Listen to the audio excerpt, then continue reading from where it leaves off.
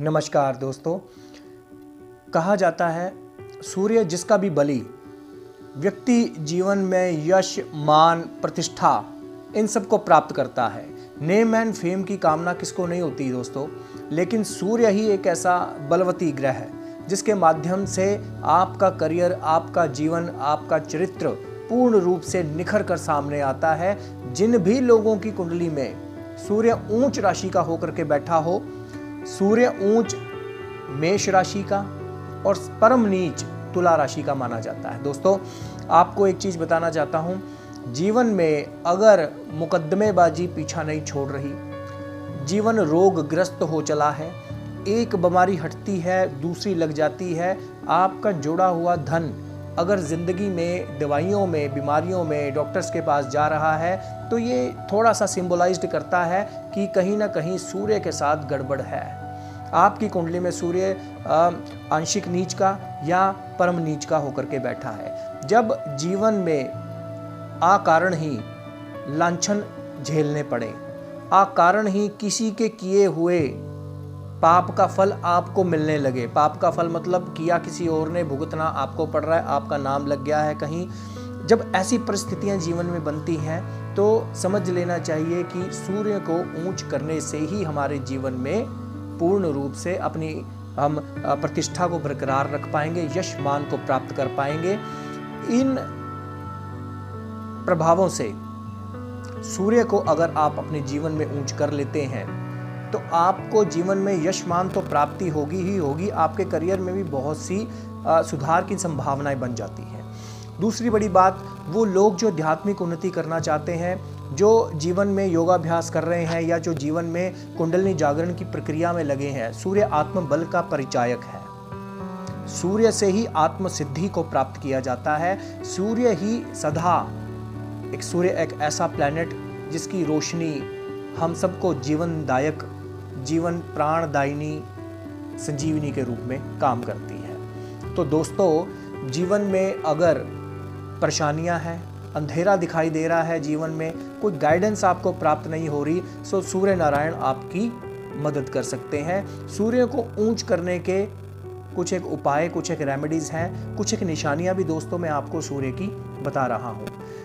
व्यक्ति अगर थोड़ा तुतला कर बोलता हो, सूर्य नीच की निशानी मानी जाती है। दूसरी बड़ी बात, अगर कोई व्यक्ति बोलते समय मुंह से थूक उसके गिरता हो, ये भी सूर्य के नीच होने की निशानी मानी जाती है।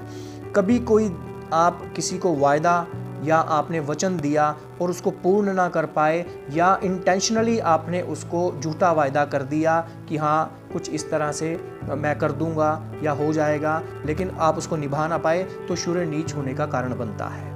सूर्य से पिता की स्थिति भी देखी जाती है।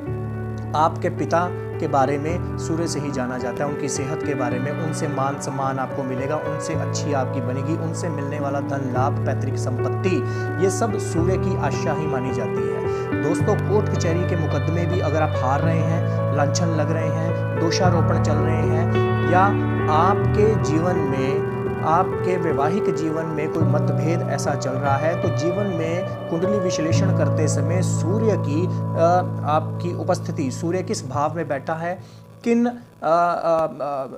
दोषिक ग्रहों से दृष्ट होकर के बैठा है, ये जरूर देख लेना चाहिए। सूर्य, मैंने जैसे आपसे बोला, मेष में परम ऊंच का और तुला में परम नीच का माना जाता है। सूर्य की दृष्टि दोस्तों अगर शुक्र पर पड़ती हो, कहीं ना कहीं मतभेद की स्थितियां बनती हैं, अकारण रूप से पत्नी से, पति से दूरी का प्रयोजन बनता है, चाहे तलाक के रूप में ना सही, अगर हाई डिग्रीज का हुआ, परम नीच का हुआ, तो तलाक की स्थितियां भी ये प्रदान करता है।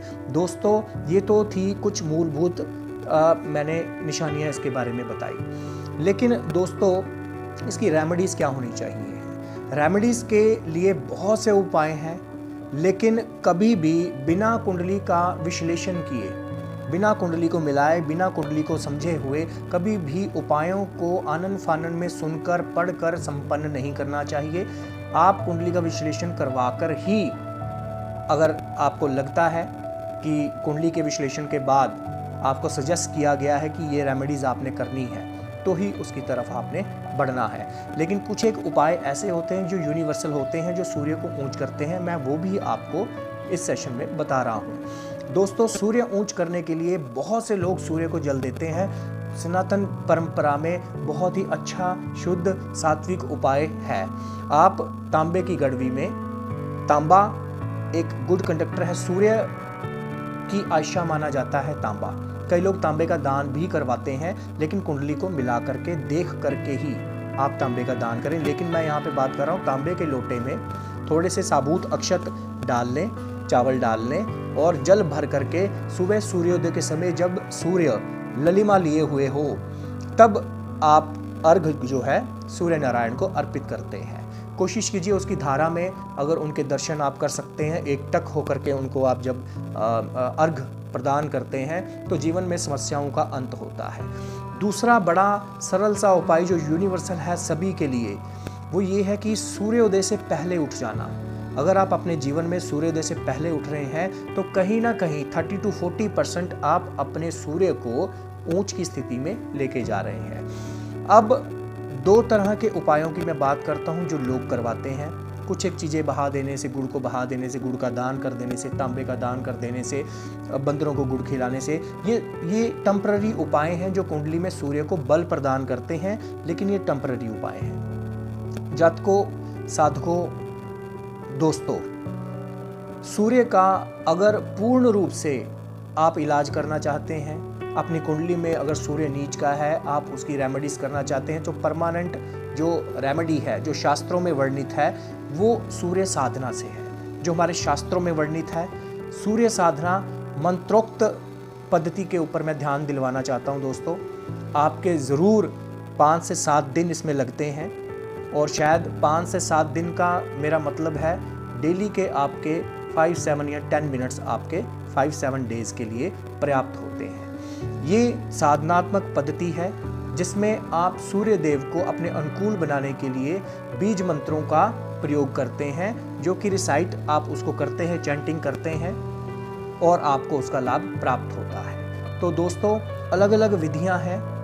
आप जीवन में इन विधियों को अपना करके जीवन में अपने करिकुलम को, अपने लाइफ को, अपने सिचुएशन जो आप झेल रहे हैं, अंधकार में अगर हैं, तो आप अपने सूर्य को ऊंच कर सकते हैं। सूर्य ऊंच हुआ, आपके जीवन में प्रकाश होना निश्चित है। सूर्य प्रकाश ही है और हम सबको प्रकाश देता है। आप सभी के जीवन में सूर्य प्रकाशवान होकर के आपको मनवांछित फल प्रदान करे, ऐसी ही आप सभी के लिए मैं मंगल कामना करता हूँ। नमस्कार।